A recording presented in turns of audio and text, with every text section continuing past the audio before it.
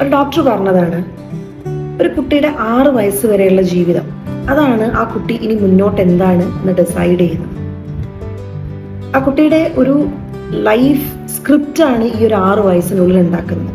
അതായത് കുട്ടിയുടെ ഹാബിറ്റ്സ് ആയിക്കോട്ടെ, ഹോബീസ് ആയിക്കോട്ടെ, ഇൻട്രസ്റ്റ് ആയിക്കോട്ടെ, പേടികളായിക്കോട്ടെ, ഇഷ്ടങ്ങളായിക്കോട്ടെ, താല്പര്യങ്ങളായിക്കോട്ടെ, എല്ലാം ഈ ഒരു 6 വയസ്സിനുള്ളിൽ ആ കുട്ടിയുടെ ജീവിതത്തിൽ നടക്കുന്ന കാര്യങ്ങൾ, ആ കുട്ടി ഇന്ററാക്ട് ചെയ്യുന്ന വ്യക്തികൾ എല്ലാം ഈ കുട്ടിയെ ലൈഫിനെ വല്ലാണ്ട് എഫക്റ്റ് ചെയ്യും. അപ്പൊ ഈ കുട്ടിയുടെ ഒരു ലൈഫ് സ്ക്രിപ്റ്റ് ആണ് ഒരു അച്ഛനും അമ്മയും അല്ലെങ്കിൽ ആ ഒരു കൊച്ചു കുട്ടിയുടെ ചുറ്റിലുള്ള വ്യക്തികൾ എഴുതിക്കൊണ്ടിരിക്കുന്നത്.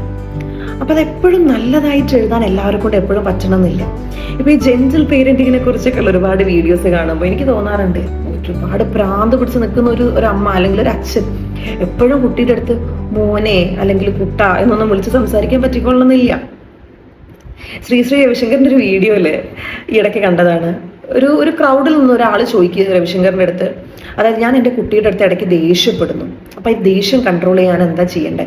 അപ്പൊ ഈ രവിശങ്കർ പറയുന്നുണ്ട്, നിങ്ങൾ ദേഷ്യം കൺട്രോൾ ചെയ്യണ്ട, എന്തിനാ കൺട്രോൾ ചെയ്യുന്ന രവിശങ്കർ ചോദിക്കുന്നത്.